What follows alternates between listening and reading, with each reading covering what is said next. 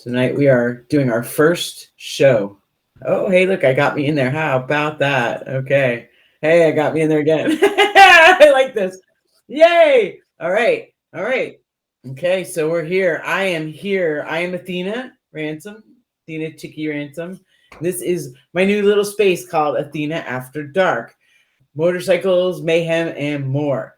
Tonight I have a special guest, Miss Vivian Gypsy Charros. She is going to be joining us in just a hot moment, and we're going to get on with it. So, pretty much, I wanted to tell everybody what this show is about. This is my little space to where I can have some positive influence and make sure that we preserve some of our past. I am a biker chick. I am not a motorcycle enthusiast or a motorcycle rider. I am a biker. When I say that, I mean I am a biker chick. Yes, leather, lace, everything, and a touch of grace, I guess we'll say. This show is all about being positive. I don't need any negative feedback. I have enough negative feedback of my own. We want to spread positivity, not negativity. This is home of 5 good things. So where 5 good things started out, when I was a kid and I would get really mad, my dad would stop me and he would tell me, before you say anything else, tell me 5 good things. By the time I was done with my 5 good things, I didn't have anything to bitch about because I realized that a lot of people have it worse. So that's the premise of this show. That's what we're going to be doing, is the home of 5 good things. I'm older, so I need the glasses. I'm going to fumble through this and let everybody enjoy it right along with me because I have no idea. This is something that I was going to do a while back. When I was growing up, I always wanted to be a DJ, and I had kids and motorcycles and things to do. So here we are. I got my little web space, and we're going to go at it. So to start out, I want to thank everybody who encouraged me and made this possible. My wonderful husband, my crazy kids, my grandson, my good friends, Barry Wardlaw, who made me start it all with sending me a microphone and a sock, a wind sock, the dead cat, they call it. So Charlie Bretchel, may he rest in peace, who encouraged me to do what I love, even if it was crazy.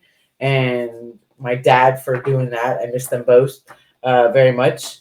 And then I have great friends like Miss Vivian Gypsy Charros and quite a few other women who are my quarters. A good friend of mine, Deb Amcher, who is in the hospital right now, refers to us as quarters.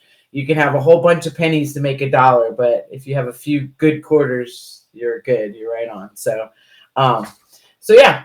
So, okay. So we're going to start out the show with opening shout outs. So in the beginning of the show, I'm going to go ahead and say, thanks to everybody. We're going to have sponsors and advertisers and things of that nature, hopefully in the near future. But again, this is a test run, so we'll see. Depends on how much we like it, what kind of good feedback we get. So we're going to do an Ask Athena segment. This is going to require some audience participation. I don't need a bunch of nonsense questions. I would like some actual questions that require some thought, and we can base the premise of the show around. My goal is to keep this show about a half hour. I have a little egg timer here that I'm going to set for certain things. My bell will ding, and we're on to the next subject. Okay, so after we do the question, Ask Athena, that's going to become the topic for our show. That's pretty much based, everything for the show is going to be based around that. This time, I have a friend. I promised I would read her question as the pilot episode of our show. So the question for tonight is, I have a 40-year-old motorcycle, and it does not keep up with my husband and his friends without breaking something. Should I buy a newer bike to keep up? I love my bike, but I do not have enough money to have 2. What's your thought on that? Now, that's my friend Tina Cartwright. She lives in Cooper City, Florida. We ride together. She is a fellow motor maid. My thought on that is go at your own pace. If you want to go faster and you need something a little more reliable, cool. We know how it is riding the antiques. It's not always easy. So you have to make that choice. Buy a winning lottery ticket. That's always an option. Just you don't know which one the winner is. So, okay. Yeah, I think you should go at your own pace. I think that if you're ready to move up to the next bike and you can't have a harem, then you're going to have to trade up. Unless you absolutely are in love with that bike, then you're just going to have to get a second job and, go ahead and save up for the next one. So that's that. So with that said, my next 5 minutes are going to be guest segment. So we're going to do a guest segment with Miss Vivian. She is a Discovery bike builder. She won a Discovery bike build off. She is a bike builder. She's a registered nurse. She was a moto journalist. She is one of my heroes. She's an icon in our industry. And she's someone who a lot of times people only remember when it's time for something they need. Advice, help on the side of the road. She's amazing. This woman worked for many magazines. She rode motorcycles, kickstart, electric start. I have certain people I keep as icons in my world, and she's right up there with Gloria Struck. And I mean, there's some women but not too many like Miss Vivian. So I'm gonna bring her in. We're trying all this out. So here we go. Miss Gypsy. Hey, there you are. I'm going to change the screen. Oh, there we go. All right. Let's see if I can. Hold on. Let me take your introduction. You're so good. That was so scary. That was oh my God, who's she talking about? Don't you be talking about me like that. I love you. Because you're my hero too. And I love you. Okay, well, now that we've had all the good fuzzies out, I got my PJs on because this is after dark. Yes. Look at the sleepy freaking sheep. I love it. I'm a lazy sheep. So anyway, yeah. So that's one of the things about Athena After Dark. Apparently, you have to wear your PJs. Yes, and eventually we'll get a pajama sponsor, and I'll have pajamas on, and I'll send my guests pajamas. Don't worry, I'll make sure I send you a set.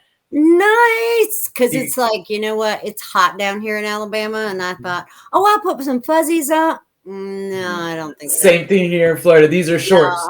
No, I'm sorry. I'm having the heat flashes, So as far as that goes, the thought of me putting fuzzy pajamas on, no, that's not going to happen. Custom fan. I got it going here for you. Yes, ma'am. So cool. Yes, that is going to be part of the premise. And anybody who wonders, we're not always going to be in studio here. When I'm out at a motorcycle rally, if I have to do the show, I'm going to be doing it in my pajamas.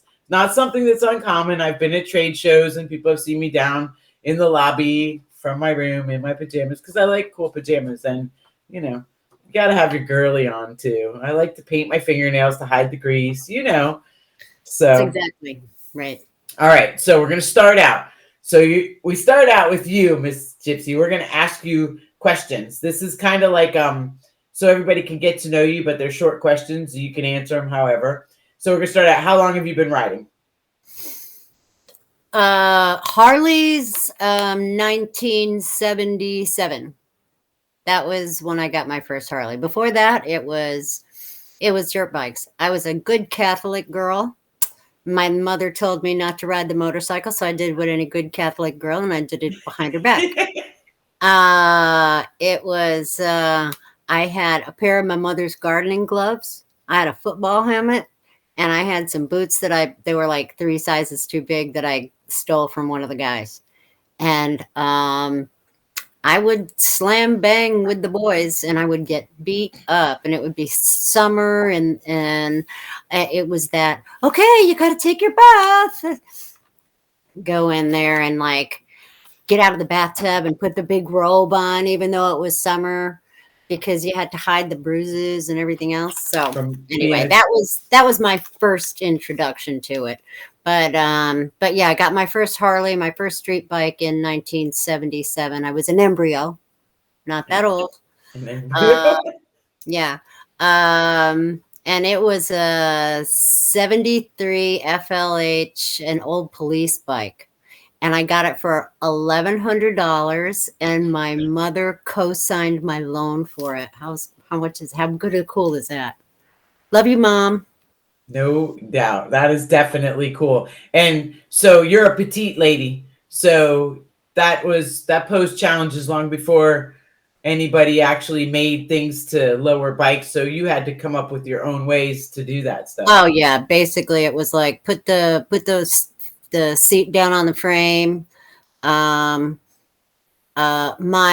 boyfriend stole my my front end, and he said, "Oh no, you'll like this narrow glide front end a lot better." So I put a super glide front end and took my FL front end. Well, I was too stupid to know anything. I was going to be riding. That's all I cared about. Later years, I went ahead and it was like, I don't want this narrow glide front end. I want the big beefy one. That's what I called it. I want the beefy one. But yeah, so that was the motorcycle that really taught me more about mechanics than anything else. My ex-husband, who was my boyfriend at the time, we had the bike in the living room, and he would say, it really needs to be rebuilt. I mean, I knew it had to be rebuilt. It was like, I mean, it definitely had to be gone through. So it was like, okay, well, take the oil pump apart. And it was like, okay. And I'd take it apart and I'd watch where things went and lay it all out. And he'd say, okay, put it back together. But we need to rebuild this. No, it looks all right. Just go ahead and put it back together. So I'd put it back together. And then it'd say, well, you know what? We really need to rebuild it. So take it apart again. And I'm like, excuse me. No, I'm not going to take it apart again. I just took it apart and put it back. And now do you want me to help you? Well, take it apart again. I did that oil pump 3 times. And then I went on to the brake because we were taking it off, whatever. But I remember the brake was second. I don't know why. And it was like, okay, take it apart, put it together. Take it apart, put it together. And it was just like I did that with every damn thing on that bike. And even when he wasn't watching me, I'd take it apart, I'd put it together, I'd take it apart, I'd put it. So, and by the time I got done with that one bike, I knew every nut, bolt, washer. I knew where everything went. I knew what things looked like. I knew what the good stuff was. I knew what the worn stuff looked like. And so that one motorcycle and my ex-husband taught me invaluable stuff. I'd already been working on the kids' dirt bikes, because you couldn't take one of the boys' dirt bikes and beat the shit out of it and break covers and do all kinds of stuff and break it and then give it back to them, because they weren't going to have to be part of it. It's like, no. So I had, not only did I have my mother's gardening gloves with like little blue umbrellas and bumblebees on them and shit like that. But I had her toolbox, which had like a 7/16 wrench and maybe a 1/2 inch. I mean, it was like, it was pick and choose from the worst of the worst. Everything was rusty, but that's when I started to, I had to take things apart and put them back together. And that's when it was like, oh, okay, well, the throttle should snap back. Well, why won't it snap back? Well, I take it apart and it's like, oh, well, there's a spring in there and it's supposed to be a spring. And it's like, well, I don't have a spring, but I have this piece of wire. So I'd set stuff up so it wouldn't snap back, but at least everything was connected and it would work. So there was my my attempt at engineering, and I did that a lot with a lot of that stuff. I ended up for covers and stuff like that. There was a cat that had a dirt bike shop that was there in town, and I could go in and sweep the floors and do the glass. He wouldn't let me wrench on anything, but he would let me work off covers. He would sell it to me at like it was below cost, I'm sure. And I never had money, go back and forth, because it was just like, yeah, go ahead and do this and this and come back on Saturday, and he would give me the cover, and I'd probably done maybe 4 hours of work, but he gave me whichever cover I had busted, because I was busting covers. That's so funny, because that's how I started out too. I worked in a motorcycle shop just to get my parts at cost, and there were Drag Specialties was that big, and we had Pat Kennedy and Gary Bang and things like that. We didn't have a lot of aftermarket stuff, so that was it. Cut stuff up and make it what we could make out of it. That was it. I mean, Gary Bang. If I could like fill a dump truck with pieces of chrome that splintered off from when that hole wasn't centered, and you had to re-drill another hole from a chrome part that you got from Gary Bang. And it was like you would save up your money for the Gary Bang, and you had to get it because it was chrome. And I was like, okay, yeah. But then you get it, and the fucking bolt hole, for whatever reason, wouldn't be in the right damn place. Like duh. Right. So you'd have to be drilling stuff. And of course, the chrome is pinging everywhere in your garage or your living room or wherever you'd happen to be doing it. I swear I could have filled a dump truck full with all that stuff. So yeah, you had to make your stuff. Oh, Nobody yeah. had, yeah, yeah. That's There, crazy. So yeah, there was a cat back there and he had a freaking coffin tank. Remember those coffin oh tanks? yeah. Yeah. So he had a coffin tank on his motorcycle, and it was a hardtail Sportster with a coffin tank, and it had drag bars. And man, I was like, that's like custom. That's like California custom, you know? Frisco style. Was it pitched? Oh yeah. Oh yeah. I was just like, oh my God, a custom bike. That was like my first custom bike I ever really, like show bike. Cause all the rest of them were just like, yeah, take that piece of baling wire and you could put that through to your hinged fender so it doesn't fall off anymore. Yeah. Right. Yeah. You just wanted to get to a place where you actually saw a bike that looked like the David Mann centerfolds. Oh my God. Yeah. Oh Absolutely. yeah, an easy ride. Yeah. So what's your favorite ride? Which is your favorite motorcycle to ride, and what is your favorite route to ride? My favorite motorcycle was my 78.5 FLH. Yes, it was AMF. Thank you very much. You've had panheads, knuckleheads, you've had Indians, you've had FLHs, you have an array of motorcycles now, customs too. So yeah, I never had an Indian. I never had an Indian. Oh, no? No. Those are I was never an Indian. Are not Harley Davidson. No. But I never, My hero. I never sought one out. Okay. And now Barry has his Indian chief, and he's all about the Indian. That's what it is on the Chase. He rode the Chief, and you rode the 41? 40... No, 54 anniversary 54. Edition. Oh, okay. Yeah, the panhead. Yeah. See, now I had it all mixed up. That's why. Okay. See, I didn't do my due diligence with my recording with my. I have to do better at that. So then, what's your favorite route? What's the most favorite road you've ever ridden? It was when Barry and for those of you that don't know, Barry Wardlaw is my better half, and Barry Wardlaw is like wizard of the industry. He's like the cat for motors and knowledge, and it frustrates the hell out of me. Oh, like my Don Ransom is God-given, naturally talented, and then there's us. And then there's us, yeah. Him and Barry are very technical together. When they get together, it's like they just go like this. It's too funny. Oh, I know. It's like just stand aside. But Barry and an old friend of his for years and years, Rod Balch out of Dallas. We went on a 6-week, 16-state freaking motorcycle extravaganza. It was out of Alabama and up through Texas, or up through Louisiana and Mississippi and Texas and Nevada and New Mexico and Arizona. No, we didn't go to Arizona. Up Wyoming, Montana, Nebraska, up through the Dakotas. It was Kansas.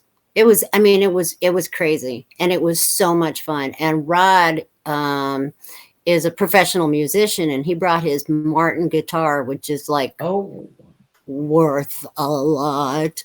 And we wrapped it in a tarp and put it on the top of the trailer, and it rode with us for the whole time. And every single night would be sitting at the camp, because we camped.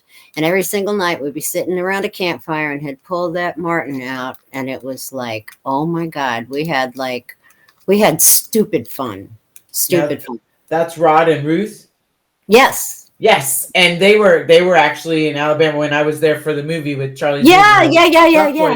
And she was riding behind me when I had my whoop-de-doo. But they are some of the most incredible people. That's cool. You went 16 states? Yeah, 16 states, 6 weeks. We went to, and the thing was, we went on a train ride in Colorado. We did it like chicks would usually do it. We went to the Royal Gorge. We rode up through we did, what was it? Beartooth Pass. Oh yeah, that's nice. Oh my God, freaking amazing. The places we stopped at, the people we met, the roads that we got on, just everything. It was, yeah, it was pretty epic. It was pretty epic. Cool. Okay, so who is your childhood hero? Probably my mom. Because my dad passed when I was like 2. And I had 2 older sisters, one that was 3 years older than me, one that was 5 years older than me.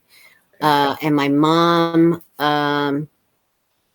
so she had a 2-year-old, a 5-year-old, and a 7-year-old. And she was from England. And so she wasn't from this country anyway, because I was going to be an Air Force brat. And so she was all of a sudden in the United States, because that's where he would have had us raised. So she left her mom, and all of her family in England, and came over here and raised us. And it was like, I don't know how she did it. She got us out of an apartment within like a year and a half, got us in a house. I mean, she was doing it just on Social Security. She went back to college. She got her master's degrees. She taught high school forever. I mean, she was a flaming liberal. But her heart was always in the right place. And she was very open-minded and very compassionate. And I'm sure we would be fighting today about politics, but she was, as me being the kid, me being the youngest, when my sisters were going to college or going to high school or just in their teens and didn't want anything to do with mom, she was like, oh, there's somebody that I can drag along. So I got dragged everywhere, every museum, everything that she wanted to go to, whether it was 9 times out of 10 it was like a history museum or the Holocaust museum, or I mean, I got well-rounded, believe me, because I ended up going everywhere, and you can't help, even if you want to pout in the corner. It's like the history is everywhere. Somehow it like seeps. It's like semi-permeable membrane. It like goes into your body. Cultural enrichment is incredible. That's I think their generation especially. Yeah. They really press that to us because the history repeats itself. You can treat others as you want to be treated, and all those things that we heard that seem to have gone by the wayside. But it takes a strong woman to go through all that stuff, and and then again, that explains a lot. She was a teacher, so now I understand you a lot more now. I do.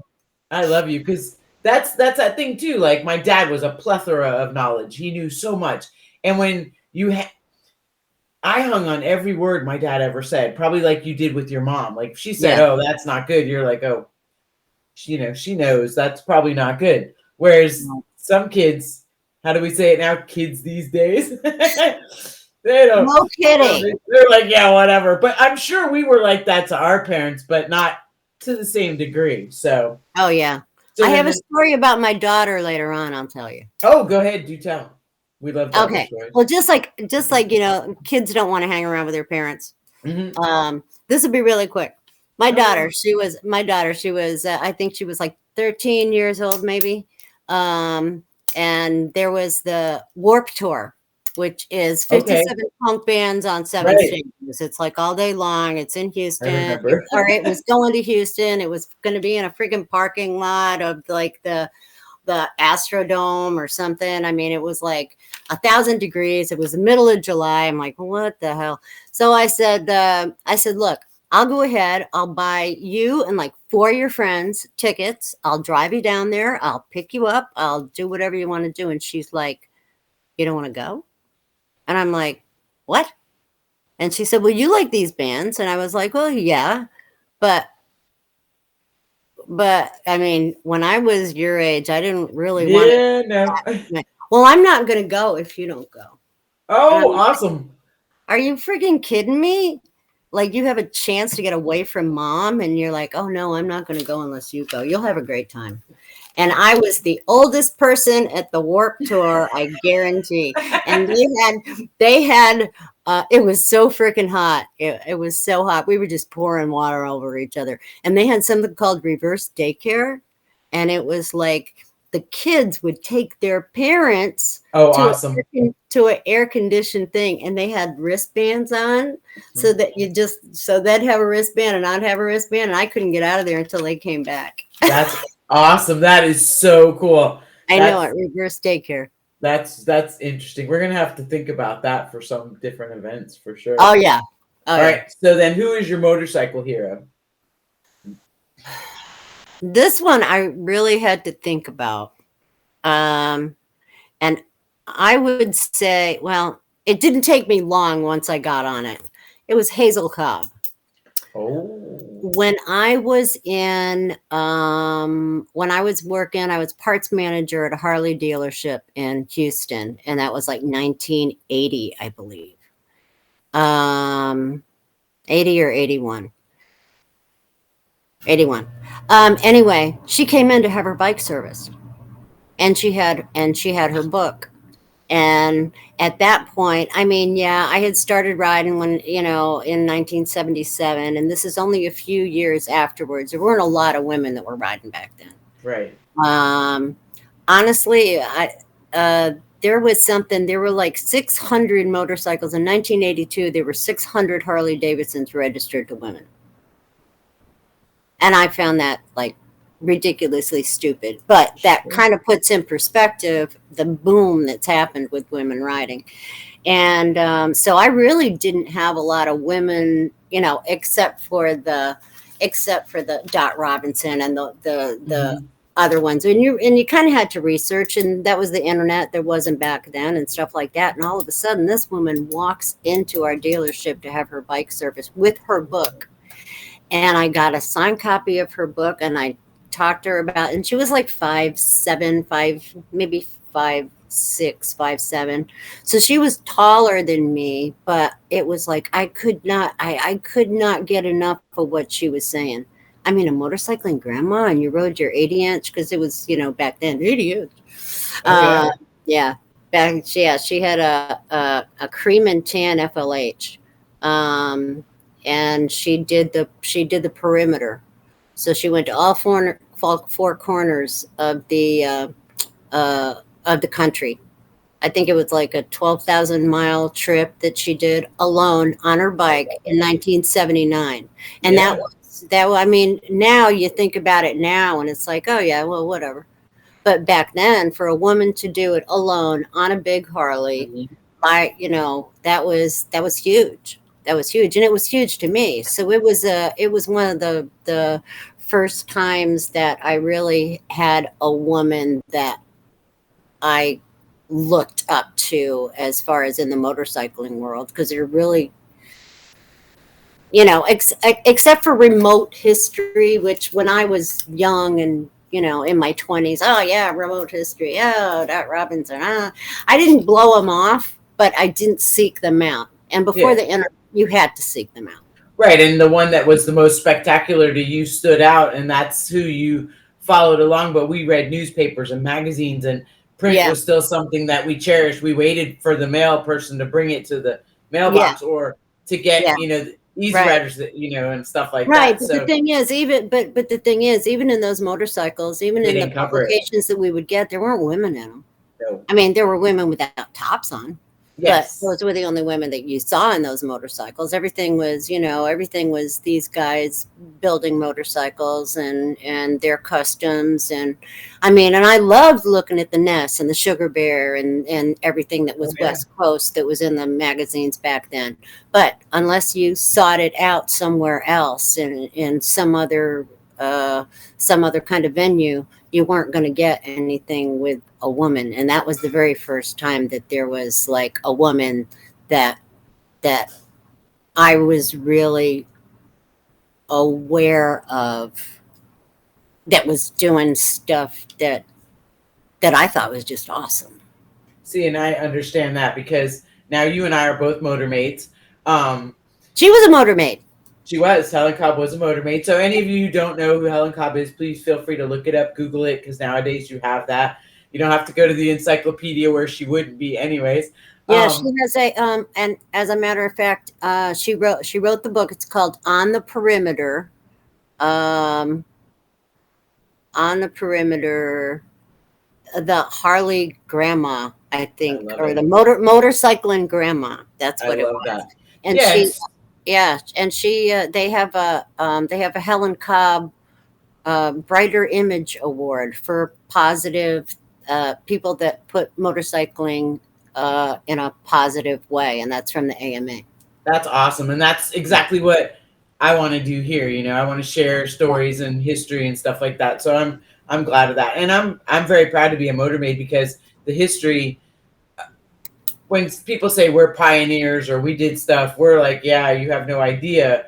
Because, I mean, look at Gloria Struck. I mean, she absolutely worked in the factories while the men were off to war, making airplanes, building airplanes. She used the same tools, the micrometer, veneer calipers, and things like that that we use today. She used back in the factory, and she worked at the Bendix factory and stuff like that. So I grew up around motorcycles and motorcycle clubs, so it was not the motorcycle enthusiast, but the biker. And you know how that is. You went in the wrong side of town, they would chase you out. The police would show up in full riot gear and chase you out. Your kind wasn't welcome. So we were more frowned upon than we were reveled in. Until the lawyers, doctors, judges started rioting in the late '80s, which was cool. And now it's changed the whole genre of what it is. But those women, I kind of liked being feared. it was different, and that's another reason why doing this show, I want to make sure that I promote the stories of what it was we lived and breathed. And I mean, because for me, I've been challenged to ride victories. I've done that. I've ridden this bike, that bike. I'm still a Harley girl.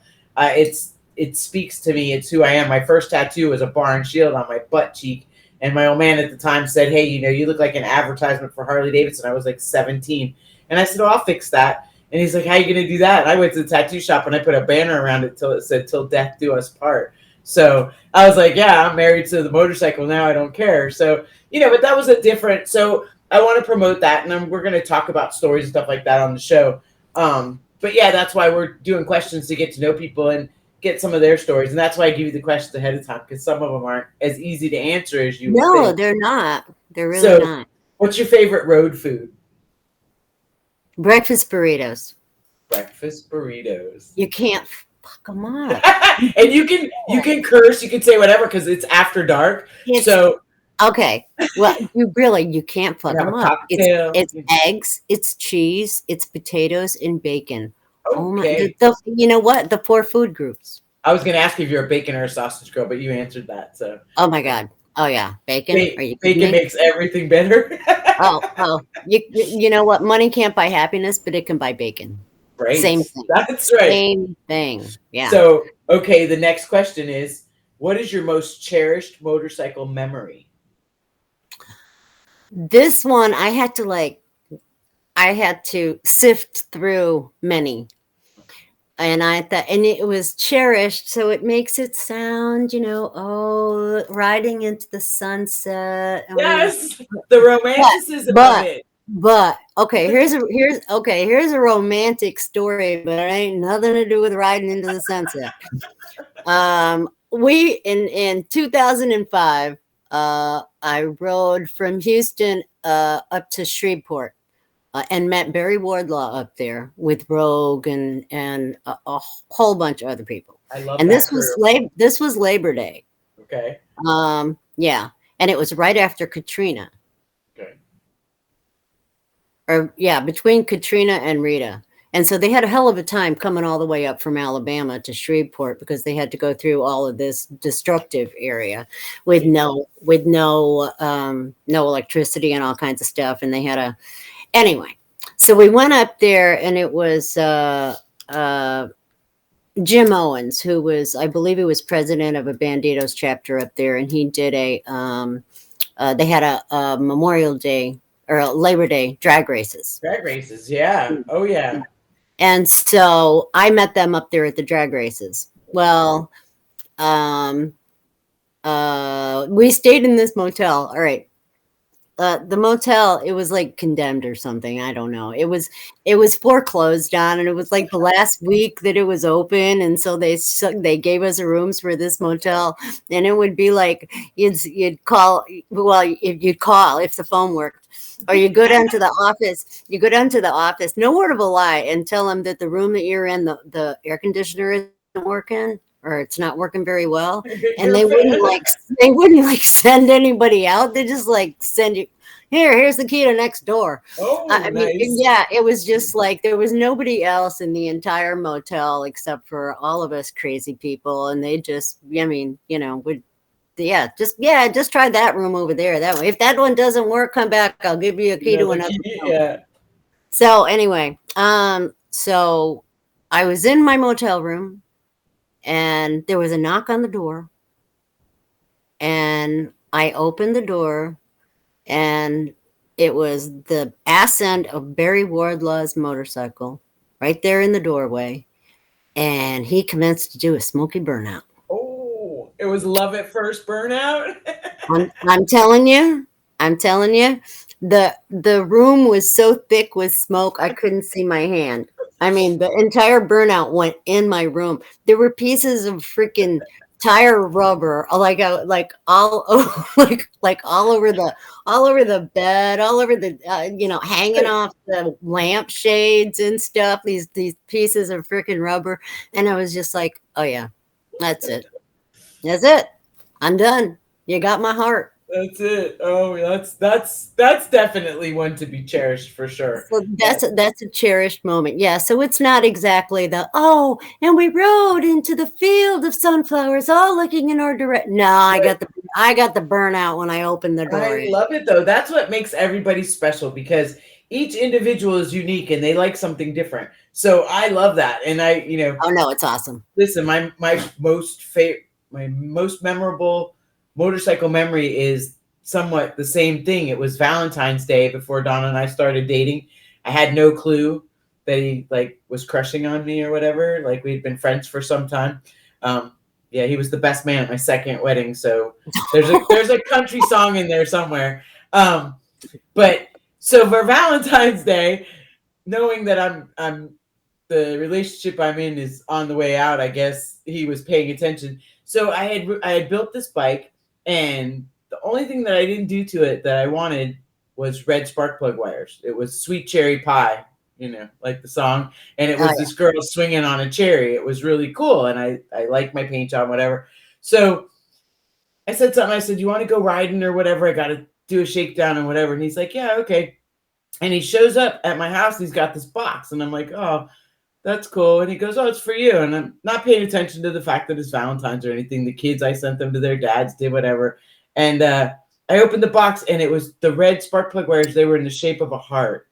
Oh, I was just like, that's it. That's it. I'm done. You had me at right. It's like, are you kidding me? Like, who does that? So yeah, I get that. Okay, so if money didn't matter and you could take a road trip on your motorcycle anywhere, where would it be and with who? I can't just say one. Okay. I can't just say one. You don't have to. You can say more. Yeah, because there's obviously a motorcycle trip that Barry and I had talked about, where we wanted to do all the Civil War battle stuff all the way up the East Coast, and then go up and probably end up in Weirs Beach. Nice. and that would be awesome. Unfortunately, every time that we start to plan that, somehow our tires like get turned, like front ends get turned west, and we end up in Colorado and Nevada, Because Utah. you that's because you leave when it's warm. Yeah, Can only yeah, go so far when it's starting to get cold. yeah. We always like plan for the Northeast, but we end up heading west. So Yes. one of those days we're going to do it. But one thing that I would love to do, and you know about it, you, Felicia, me, and Marjorie, Oh yeah. fucking Route 66. Yeah, we're doing it. I wish Miss Yeah. Felicia was going with us. Well, that's the thing. That's what we were talking about before, you Mhm. know, Yeah, and um, then that came about out. about the four of us doing that or the three of us doing that, whoever could roll on it. Um, but yeah, having a chicks ride for a couple of weeks and I know now we're doing the chicks ride with 66. It's going to have a little bit of a different dynamic because we're Mhm. going to have to have our wits about us. Yeah. Not the Instead of bike. being It's the instead of professionals, being not the stupid, biker chicks yeah. on the trip. Instead of saying, "Holy shit," you know what? Let's just hang around and pet the mules for like 4 hours, and if So it gets dark, I got a tent and there's a hotel right there if you want to. I'd like to take that kind of a trip, where it's not like their itinerary kind of thing. right. Yeah, give ourselves, but that would be great. Us four chicks just doing what chicks do. I'm down with that too because that's something that we enjoy each other's company, our spirit, our there might be one or two more that we'd add in as we go along, pick them up along the way that are worth the shit to Yeah, keep the crew quarters, going. Yeah, quarters, and quarters. that's important. So Yeah, I'm with you though. I'm not a fan of just. I'd like to just go wherever the wind takes us, yeah. and just kind of fly by the seat of our pants because we always have to have a plan. And it is exciting. We're doing this Chicks on 66 thing. I mean, Oh me and no, you. no, that's very cool. Believe me, it's Yeah, and I don't know anybody who doesn't know it's Chicks on 66. We're riding Route 66. 40 women are going, and Miss Gypsy and I are the road crew, and we're going to be backing them up and doing our best to keep them on the road and moving. We're going to have fun. We're going to be oh yeah, safe. The ride we're talking about taking with the 4 or 5 of us, way more fun and not very much safe when it comes to that. And that's not the motorcycles, that's us in general because we can yeah, we yeah. we've been known to have a good time. Okay, so then let's see. Those were the questions. That's awesome. Thanks for answering them. And I'd like your input on tonight's viewer question. So she has a motorcycle that doesn't keep up with her husband and his friends without braking. Should she keep it and go at her own pace, or should she buy something new? And What does she value more? What What does she value more? Does she value how much she enjoys that bike and loves it and is familiar with it and has worked on it and it's been her buddy for all these years? Or does she value going with her husband and her buddies and being able to not worry about breakdowns? right, Those, yeah, you know what? Ask yourself those questions. right, I get it when you absolutely adore a motorcycle, but okay, this is similar but different. Um, my 54, okay, I can't kick that bitch over for anything. I'm too short to kick it through the dead bottom from vertically challenged. from standing up top, Mhm. and I don't have the ass or the weight For the leverage, yeah. for the leverage from if I get behind it so that I can kick through the dead Mhm. bottom. So it's like that hinders me. I love the motorcycle, but it hinders me from being able to ride it unless I'm somewhere where I can, pop start it going down a hill, pop Right. clutch, um, or or find somebody or ride with someone that can kick the damn thing over. Right. Which sucks. So it's not really, I mean, so I love the motorcycle and it's bone freaking stock, girl. And I don't like messing with anything stock. Right. So but I have a choice. I mean, even though I love the motorcycle, what do I love more? Being able to ride the motorcycle or just loving the motorcycle being stock? Right. So I have just gotten an electric start set up for it, Hey. which comes from a company in Germany. Okay. And you still can keep the kicker on it. You don't have to change anything as far as the oil tank or anything like that. Nice. It's like a really, really nice setup.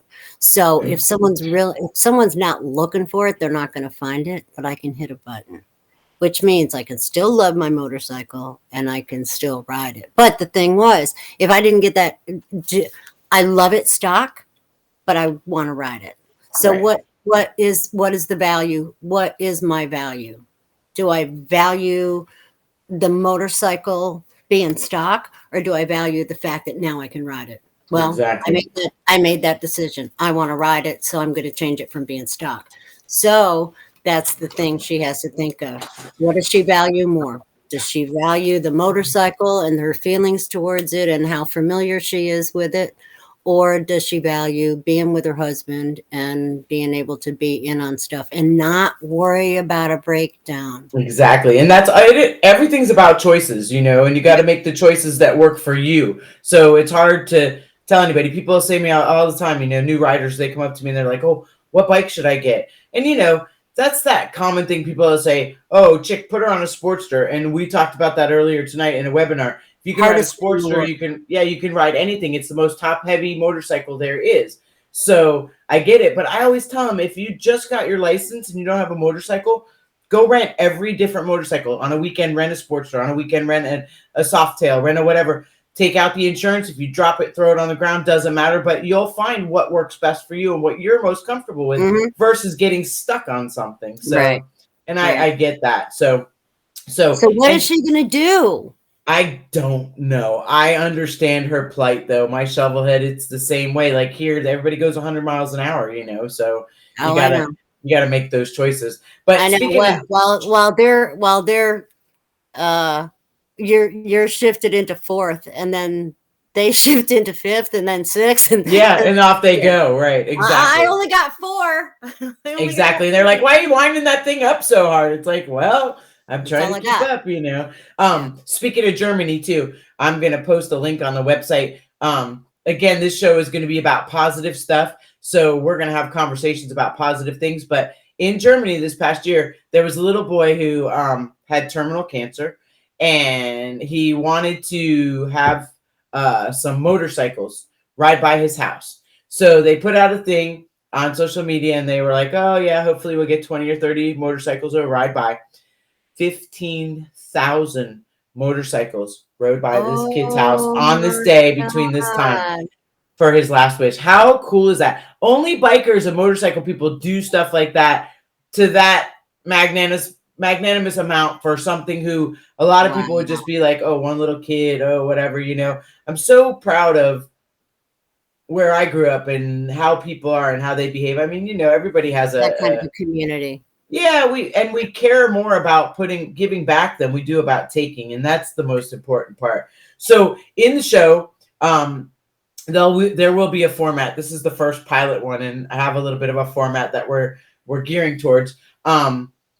So we're going to be positive, but at this point, when our guest is done answering our questions and we've talked a little bit, we're going to ask you to tell us your 5 good things. So if you could tell us your 5 good things for your day or your week, any positive 5 things that you're grateful to have or enjoy, we'd love to hear. Is that me? Okay. I'm going to put my glasses on for this one. 5 good things. Well, it's always family. There's, Barry and my daughter. Barry's awesome. I want to kill him sometimes, but just when he says funny. something where you just go, that was kind of shitty. He turns around and does something like awesome. Aw, yeah. Yeah. And then everything's cool. And the thing is, see, I when I go on my nursing contracts, shh, don't tell anybody. When I go on my nursing contracts, I have this little. I have my Gypsy to English dictionary, and so it's like he's driving me crazy. Oh, honey, I have to go back to work over in California. I'll see you in 13 weeks. Yeah. So I kind of have that little bit of an out. So that's what kind of keeps us together. So if it gets like too heavy, I go back to work. Can always go back to work, right? Okay, so that's one. Yeah, but you know what? He's so freaking sweet. He's awesome. Family. Yeah, family, and with that, my daughter. Your daughter, yes, because daughters are important. Oh, as yeah. much as growing up, you wanted to just now when they're older, what? they're I like, didn't. really? You know what? I didn't when I tell you that story about the Yeah, I guess. See, mine was yeah. You know, was I'm a not little going different. without you. She's a nerd. She's like complete total nerd. They wanted when she got married, they wanted to do their honeymoon at Comic-Con. Oh, cool. Right. Yeah. Right. So, but I love her. But she doesn't like to be called a geek. But she's like, yeah, nerds rule. Yeah. Yeah. So she never did dope. She never drank. She never smoked. It's like I kept thinking that there was going to be a knock on my door. Right. Miss Charros, hi. I'm your real daughter. Oh, yeah. We were switched at birth at the hospital. And there'd be like this crack hose standing at the door with 4 teeth and 5 baby daddies, Oh my like, goodness. oh no, it's like, come on, let's go back to the meth lab. Come on, I'll buy you a burger or a sandwich or Not something. my child. You're looking a little skinny. But yeah, so that was one thing. So I'm thankful that I never had to go through that any kind of crap with her. I never got that 3 o'clock in the morning bring bail money phone call. Right. Like my mother used to. Oh, anyway, but yeah. Okay. So your next good thing. Oh my gosh. Hell, friends. I mean, without friends, what are you going to do? I mean, it's always friends. Right. I don't think I even have to explain that one. I don't think so. It's one of those, if I have to explain, you wouldn't understand. Peace. All right. So the next good thing. My health. Oh. I'm freaking old. Stop. You're seasoned. No. Well seasoned. All right. I'm 63 years old. Oh. Yeah. Hello. Yeah, 63. And I'm in good health. Heck, ever since I kicked the heroin habit. No. Right. We are kidding. Right. No, that's really. I mean, I'm yeah, I don't. I think the worst thing right now is the only real danger to my health. Well, number one, I smoke still, so yeah, I know I'm supposed to stop. 2 more days, it'll be a year since I quit. I love you, but I hate you. 40 pounds. I put on 40 pounds, so yeah. Oh my goodness. I'm working on getting it off here, you know. Yeah, it always just leaves your tits, though, you know. Oh, that's the only good thing about gaining weight is I have some now. Meow, meow, meow. But so your health, okay. So then, the only thing that's a real threat to my health besides smoking is like, oh my God, nachos. Nachos. Who knew? Yeah, you can keep the chocolate. Give me the freaking nachos. I love it. That's awesome. Jeez. Cool. All right, what else is on your list?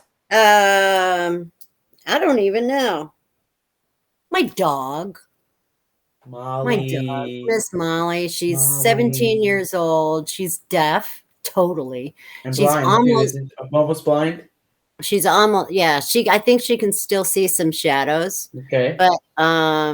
but you know, she's been such a freaking trooper for like ever. And every once in a while, she'll get this puppy hour, maybe Hmm. puppy 30 minutes, where she'll be like jumping around and wanting to play, and she'll run around the motorcycle shop. And it's like, oh my God, how cool is that? And then she's like dead out for, I don't know, like 5 hours. It's Like, scary too. It scares you because you're just like, whoa, are you oh, okay over there? You know? oh, every morning I look down at the end of the bed and I want to see that little Hmm. tummy and chest rise and fall, you know, and it's like, Yeah. okay, today will be a good day. Yeah. We just lost Sparky, but 17 years I know. for a big dog. And big dogs don't go as long as little Yeah, dogs I do. know. So, I know. so Miss Bolly's a trooper though. She is a rock star. She rides on the motorcycle. She's ridden the Chase. I don't know any other four-legger that can say that. She went on our 6 week trip with us. She Yeah, went she goes all everywhere. yeah. She's Yeah, not riding so much anymore. We need to get a sidecar for her. But no, I think she's had her last ride on the, okay, yeah. gotcha. Yeah. Cool. So She Molly, so just, you, yeah, she just can't handle the heat and stuff like that. So yeah, it's not a matter of it being dangerous for her, or her not being able to do it necessarily, it's but it's just just it's the elements. yeah, no doubt too, because they get dehydrated faster and everything like that. Yeah. And they're like our little kids. So okay, so that's four. So one more. Say goodbye. The opportunities that I've had. I love that. Yeah.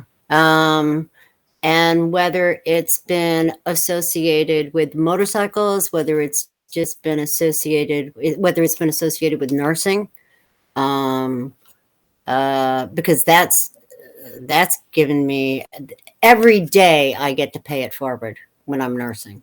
Every day I get to give back. If it's not to a patient, it's to their family, or so that, yeah. So sometimes I'm kind of out of sorts when I'm not on a nursing contract and I'm back in the motorcycle gig, because I'm not doing that, paying it forward every day. Right. And I tend to get a little bit more, not self-centered, but you have to change gears, and you have to like take everything that you were putting out, and you have to all of a sudden internalize it and try to figure out what's going on in the motorcycle shop and what has to be done and who needs Yeah. to get this done, and so you shift gears.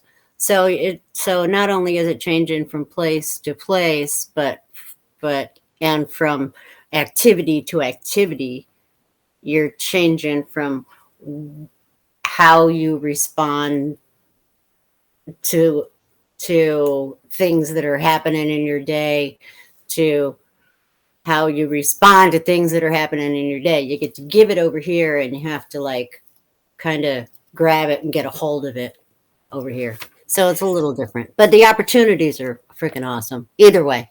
I love that. Those are incredible five good things. So I'm very happy for that. And I'm really happy that I get to do this because I was not going to do this until you were my first guest.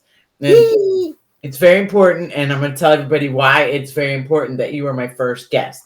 Because um you and I have a tremendous amount of respect for one another, but we also have a really good um family relationship, a really good working relationship, and I absolutely, absolutely adore everything that you are and stand for as a person. I mean, what you do to give back to the community. People don't realize that, you go through your daily stuff. When you're at the hospital, you're giving back, you're doing stuff. But when you're not at the hospital and you're at the shop, once you change gears, you're helping out. You and Barry both. You guys go above and beyond to help everybody out in your community. Then at world headquarters, you have people from all over the world calling to ask questions about this and about that. And can you help me with this? And you are both at that point where you're doing your best to be done with that stuff and put it on the side burner so that you can enjoy some of the stuff you've worked really hard for. That's a hard transition. So I always watch what you do, and I use you as a bad example, is what we would say, because we mean that in the most loving way. You're my good example. Like, how do I get through it? what would Gypsy do? You know what I mean? So Well, you know I what? You stole that from me. I did. I Yeah, know. But because honestly, that's yeah, love and respect for my girl here.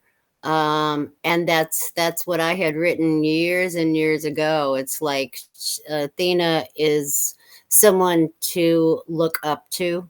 I appreciate Um, that. and and that's what it was. And there was always that whenever I would be in a situation where I was stuck and I maybe wasn't sure how to respond to it, I would always think, what would Athena do? You're so awesome. And Because no, see, and you know what? And it would always be the right call. that's so funny because same backwards. And I appreciate that. And we've done some incredible things together. And we've been on the Chopper Chick crew together. We are motor mates together now. We are going to do more stuff in the future. We're going on the Chicks on 66 ride. So it was imperative that you were my first guest. And for the pilot, you know, like I couldn't have a more better, beautiful, friendlier, smiley, positive co-pilot to do this pilot episode. So we'll see how it works out. So at this point, I'm going to keep Miss Gypsy here. We would change the format as when we get into the future, but we're not letting go of her just yet. So in the future, at this spot, I would turn it off and I would say, okay, thank you to our guest, Miss Vivian Gypsy Charros. And we would talk a little bit about her accolades. Again, she's a bike builder, a registered nurse. She beat a male counterpart in the Discovery biker build off. I love that. She's like, don't say that. I hate that. That's okay. Listen, I have a picture that I can't turn the camera around, but it's you holding up the trophy in your little crop top and your little hard body there. You know it. And still at your age, the little I went to hard the body. gun show. I love it. So yeah, so we would get it through that. And then at the end of that, I'm gonna in our segments, I'm gonna take 5 minutes to talk about people who write in, our participants and our fans, their 5 good things. So if Joey from Arkansas says one of his 5 good things is, you know, taking his kids to school in the morning, or, you know, that's the premise that this show is going to be going into. Then I'm going to tell everybody thanks and good night. I'm going to thank my sponsors and my advertisers once I get them all in order. Again, this is a test run, so to see if we enjoy doing it, which I have fun. I just don't know how the feedback is going to be. We'll check it out and we'll see. Worst thing is, but I have to stress to everyone, anyone who watches this, anyone who participates, anyone who sends messages or emails or suggestions, there is no negative shit here. None. No politics, no religion, no hate, none of that. We can laugh and we can joke and we can all agree to disagree at the end of whatever, but it's all about doing positive things, being positive, providing positive, and portraying positive. So that's, you know, what I want this show to be. So I'm hoping that that's how it's going to turn out. And if there's someone honestly that has something negative, don't watch. Oh, I would, yeah, and I won't pay attention to them anyways because you know me, No, I don't no. read shit online. Just don't watch. Nobody's forcing you to change the watch channel. it. You know, right, Yeah. And don't be a naysayer, because the one thing that I do know is that not everyone is liked by everyone, nor does everyone like everyone, however that's said. But anyways, that's all nonsense. We don't need any of that negative stuff, so we're all positive. So again, if you want to send something positive, an uplifting story about someone that does good in your community, motorcycle related or not, feel free to email me at AthenaAfterDark@AOL.com. And if you want to send in your 5 good things, I will read them out.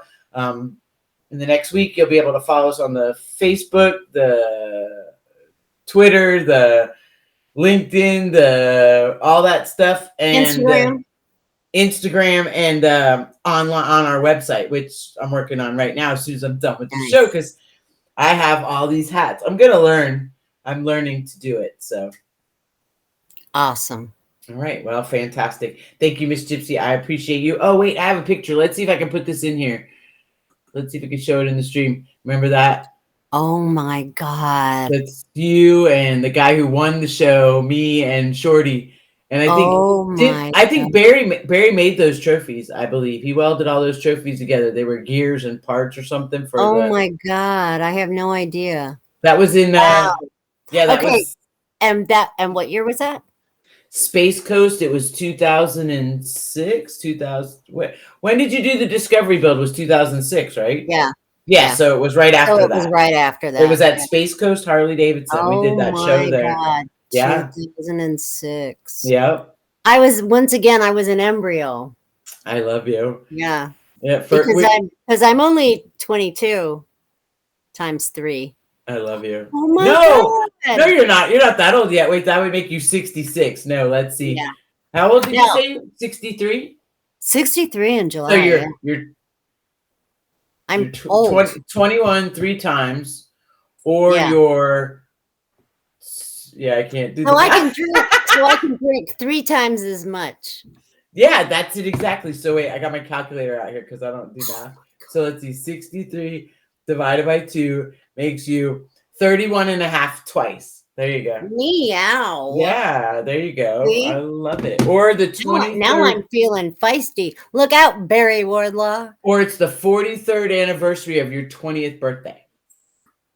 I like the first one better. 31 and a half twice. Okay. Yeah. Yeah. Either way, there's a lot of years. There's a lot of years. And But you do it well. You wear it well, for sure. well, you know what? Every one of these wrinkles that you have, this is the one where I was in the middle of the desert on my 74, and it was 113 in Hobbs, New Mexico. I love it. This one over here was when I was in Arizona, and I broke down on the side of the road, and I didn't have any water for like, I don't know, 6 hours, and it was so hot. This one right here, this one Jimmy Hoffa is in. Oh, this is funny here. Let's see if I get this one on the screen. This is where Don gets his wrinkles from. Can you see that? It's me renting on a motorcycle. Him going behind me going, oh my God. Oh, no way. It's okay, babe. I'm almost done. I just had to put a little piece of tape there so I don't scratch it. And he's going, oh my awesome. God. Yeah, that's awesome. That was in the beginning. So that's too funny. Yeah, he gets a little credit. Those are his wrinkles. Me, yeah. I can just say my kids gave me mine. Gray hair. I color my hair because you know, it's all good. I don't know what color my hair even is anymore. I love you. So my 5 good things for today is okay. I got to have an incredible interview with you and do my pilot show with my BFF, Miss Gypsy Charros. My second good thing is I got to wake up today with my wonderful husband and enjoy working together, living together, and playing together with him. That's its own entity. There's nothing like it. My third good thing is my great kids and my grandson. I get to talk to them and see them usually every day, and today I got to, so that was very good. My fourth good thing is I am blessed with patience to get through the things that challenge me all the time. So I'm grateful for that. And then my fifth good thing is the fact that I'm allowed to have my heart and be good and kind and be good to others and myself because I know it matters. So I suggest that everybody take a moment to be good to someone else, but first be good to yourself. Be kind to others and yourself because it matters. And you don't know how a smile can change somebody's day. Even if you never say a word, just smile in passing, you could change their whole day. You know, some people have it way worse than a lot of us. And if you smile at them, it may make them think twice about doing something horrible or being something horrible or any of that. It could just change the course of the universe. So let's do that with positivity, fun, and excitement. So, okay, everybody, we're going to talk about stories about motorcycle past and stuff. We'll have a good format, and we'll just see how the next episode goes. Thank you, Miss Gypsy, for being part of this. No, thank you, my love. And I love you. Perfect 5 things. Perfect. All right. I love you, and I'll talk to you soon. I love you tomorrow. All right. Yes, tomorrow. All right, everybody. And I'll see you again next week. I will post the time and date on the social media so we know, and we'll go from there.